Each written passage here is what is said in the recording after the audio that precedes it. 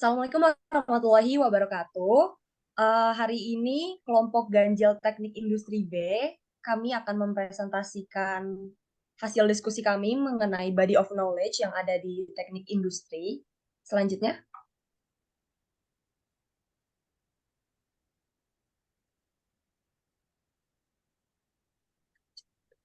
Oke, jadi di sini ada anggota di dalam kelompok ganjil.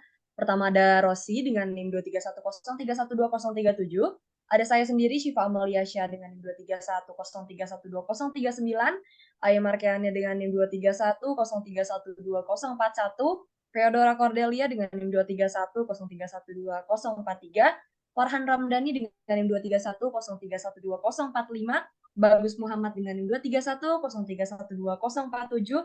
Muhammad Ridi dengan NIM 23103120049, Muhammad Ramzi dengan NIM 23103120051, Muhammad Raihan Wimar dengan NIM 23103120053, Andini Yongdida dengan NIM 23103120055, Arfa Zikri Ramadhani dengan NIM 23103120057, Raditya Indrianto Putra dengan NIM 23103120059, Rahmat Tanto Wijaya dengan NIM 23103120061, Sakti Putra Ramadhani dengan NIM 23103120063, Zafi Fikra Praweno dengan NIM 23103120067, dan terakhir ada Benedictus Agusto dengan NIM 23103120069. Bisa dilanjut?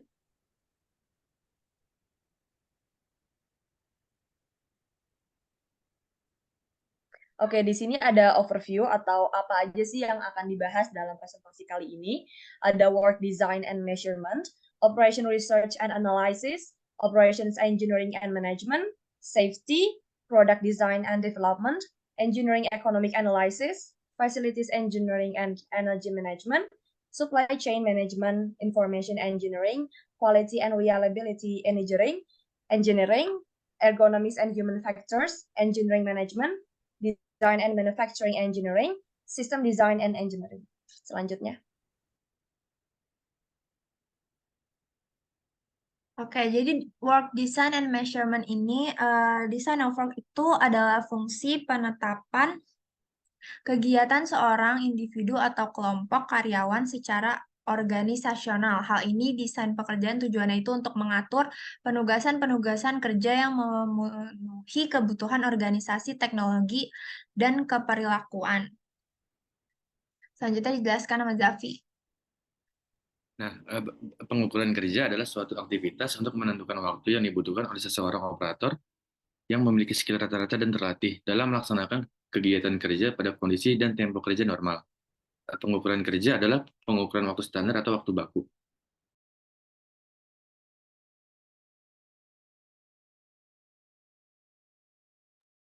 Oke, yang kedua ada operations research and analysis. Jadi, riset operasi sendiri itu adalah suatu penerapan ilmiah dengan menggunakan perangkat dan metode matematika untuk memecahkan masalah manajemen dalam rangka membantu manajer dan pimpinan serta pihak manajemen lain untuk membuat keputusan yang terbaik. Selanjutnya akan dilanjutkan oleh Benedictus Agusto. Selanjutnya itu model adalah abstraksi atau penyederhanaan realitas dari suatu sistem yang kompleks. Model menunjukkan hubungan-hubungan atau langsung atau tidak langsung dari aksi dan reaksi dalam pengertian sebab dan akibat. Model harus mencerminkan semua.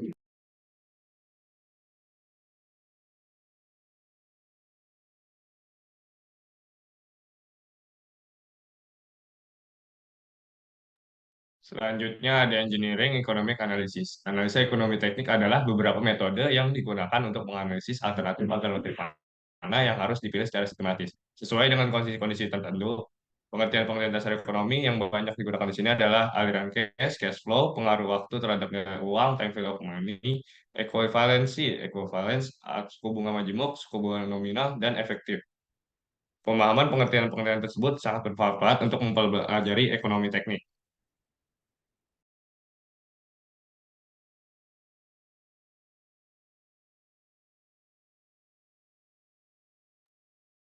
Materi yang keempat adalah Facilities Engineering and Energy Management.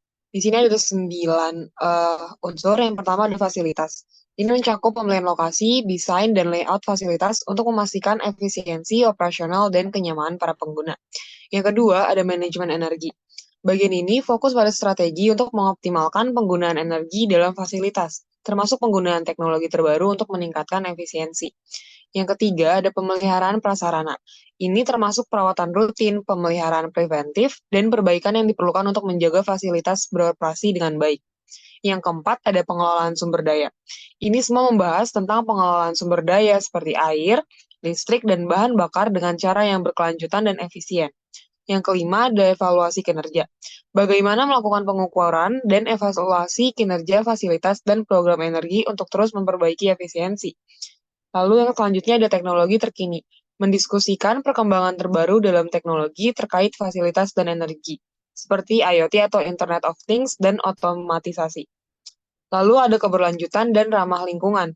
Bagian ini berfokus pada bagaimana mengurangi dampak lingkungan melalui praktik-praktik ramah lingkungan dalam perencanaan dan operasi fasilitas. Yang ke-8 ada manajemen biaya. Ini semua merupakan cara mengelola anggaran yang efisien dalam operasi fasilitas dan penggunaan energi. Yang terakhir ada kepatuhan dan regulasi. Ini memahami peraturan dan standar yang berkaitan dengan pengelolaan fasilitas dan penggunaan energi.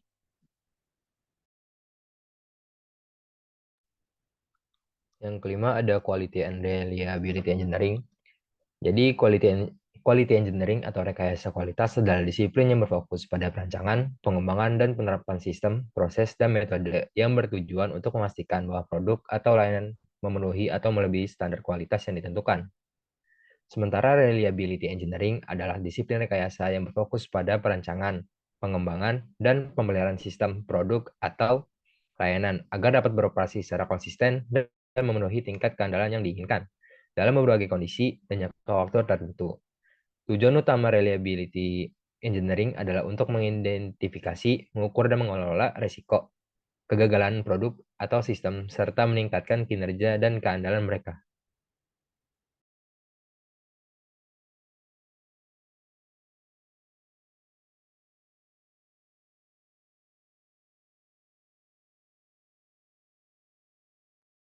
Selanjutnya ada ergonomics and human factors. Jadi ergonomi adalah ilmu atau pendekatan multidisipliner yang bertujuan mengoptimalkan sistem manusia dan pekerjanya, sehingga tercapai alat, cara, dan lingkungan kerja yang sehat, aman, nyaman, dan efisien. Human factors fokus atas human being atau postur manusia, yaitu interaksi dari postur manusia satu dengan produk, dengan peralatan, dengan fasilitas, prosedur, dan lingkungan dalam melaksanakan suatu pekerjaan. Nah, integrasi antara ergonomi dan faktor manusia ini dalam pekerjaan adalah penting untuk mencapai suatu optimasi, efisiensi, kenyamanan, kesehatan, dan keselamatan di tempat kerja. Ergonomi membantu memahami sifat, kemampuan, dan keterbatasan manusia, baik secara fisik maupun mental terhadap pekerjaannya. Sedangkan faktor manusia melibatkan pengetahuan tentang kebutuhan, motivasi, dan interaksi manusia dalam lingkungan kerja.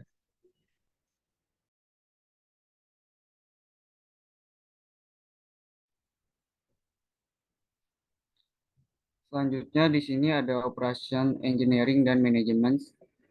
Jadi operasi sendiri itu adalah sistem kompleks yang terdiri dari kumpulan sumber daya manusia, fasilitas, peralatan, material, informasi, teknologi yang digunakan untuk memproduksi dan mengirimkan produk kepada pelanggan. Di operation engineering ini ada 3 bahasan. Pertama ada keputusan strategi operasional, yaitu adalah keputusan jangka panjang. Di sini ada preposisi nilai suatu produk, terus ada posisi strategis si perusahaan, terus ada pabrik dalam pabrik, ini kayak ada pabrik mini dalam sebuah pabrik, terus ada kemampuan dan kompetensi, terus ada proses operasinya ini dibagi 2, dia ada di tingkat customisasi dan juga aliran material. Selanjutnya ada matriks produk dan proses.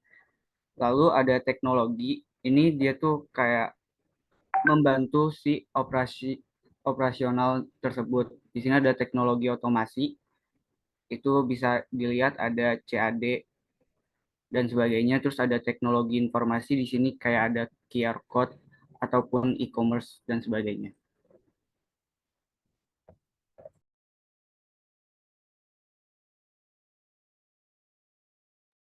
Selanjutnya ada supply chain management. Supply Chain Management atau disingkat SCM adalah proses perencanaan, pengorganisasian, dan penginventarisasian dan pengendalian atas aliran yang efektif dan efisien dari bahan baku. Fungsi dasar dari Supply Chain Management itu ada yang pertama, pengiriman produk secara tepat waktu demi memuaskan konsumen. Yang kedua, bisa mengurangi biaya. Yang ketiga, meningkatkan segala hasil. Yang keempat, mengurangi waktu. Dan yang kelima, memusatkan kegiatan perencanaan dan distribusi. Next. Berikutnya ada elemen-elemen pada SCM. Yang pertama ada perencanaan atau proses menentukan kebutuhan bahan baku, kapasitas produksi, dan tingkat persediaan.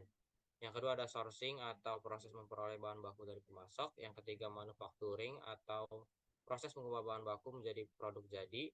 Yang keempat logistik, proses penyimpanan dan transportasi produk jadi. Yang terakhir ada distribusi, proses pengiriman produk jadi ke konsumen akhir.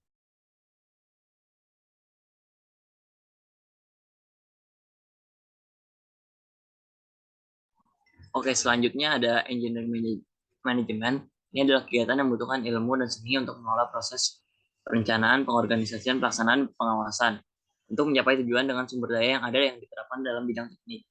Nah, contoh studi kasusnya mungkin perusahaan X menghadapi tantangan dalam meningkatkan efisiensi produksi. Nah, mereka menerapkan metode lean manufacturing. Perusahaan akan mengidentifikasi dan mengurangi pemborosan dalam proses produksi.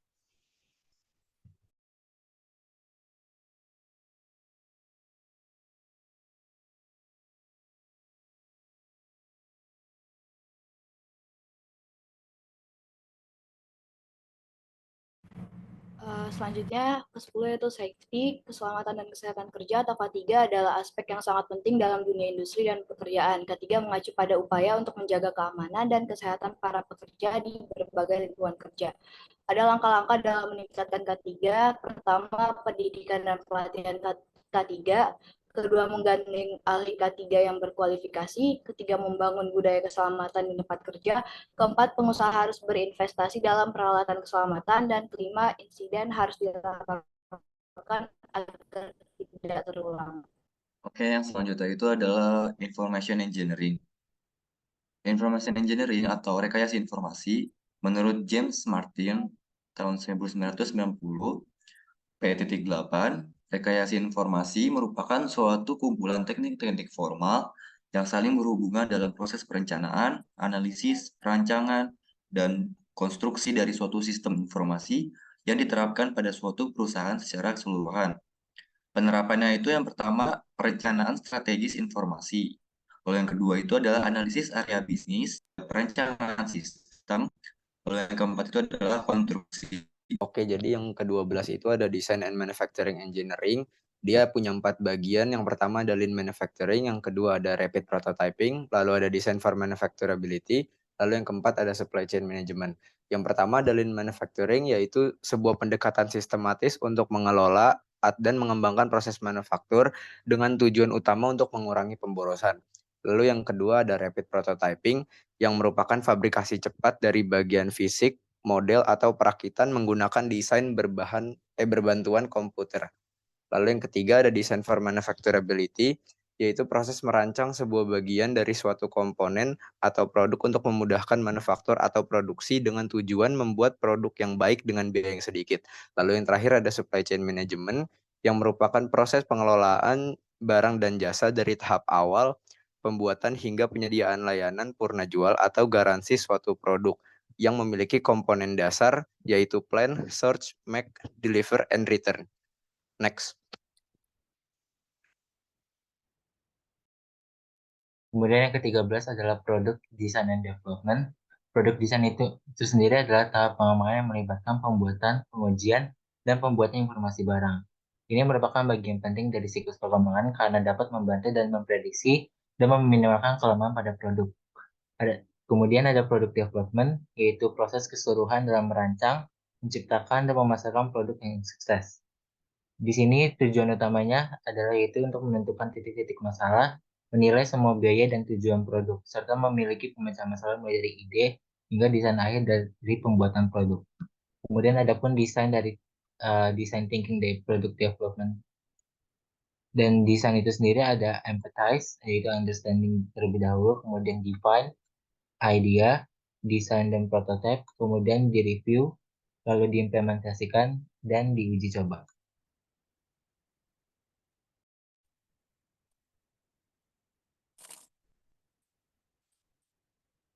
Selanjutnya masuk ke sistem desain dan engineering. Desain pertama ada sistem desain, yaitu adalah sebuah proses yang mendefinisikan arsitektur, komponen, modul, antarmuka, dan data untuk suatu sistem untuk memenuhi persyaratan yang ditentukan. Ini melibatkan penerjemahan persyaratan yang diidentifikasikan dalam tahap analisis sistem ke dalam cetak biru yang dapat digunakan untuk konstruksi sebenarnya. Elemen kunci dari desain sistem meliputi desain arsitektur, desain tingkat tinggi, desain data, interface, algoritma, user interface, dan pembuatan prototype. Bisa di next.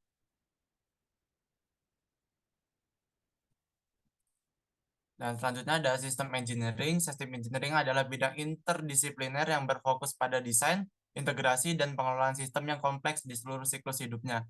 Hal ini menekankan pendekatan holistik yang tidak hanya mempertimbangkan aspek teknis, tetapi juga faktor manusia, organisasi, dan lingkungan. Aspek kunci dari rekayasa sistem meliputi persyaratan rekayasa, sistem arsitektur, verifikasi dan validasi, manajemen risiko, manajemen siklus hidup, kolaborasi interdisipliner, pengoptimalan, dan dokumentasi. Oke, mungkin sekian saja dari kelompok kami. Apabila ada kesalahan dalam penyebutan kata ataupun hal lainnya, kami minta maaf. Wassalamualaikum warahmatullahi wabarakatuh.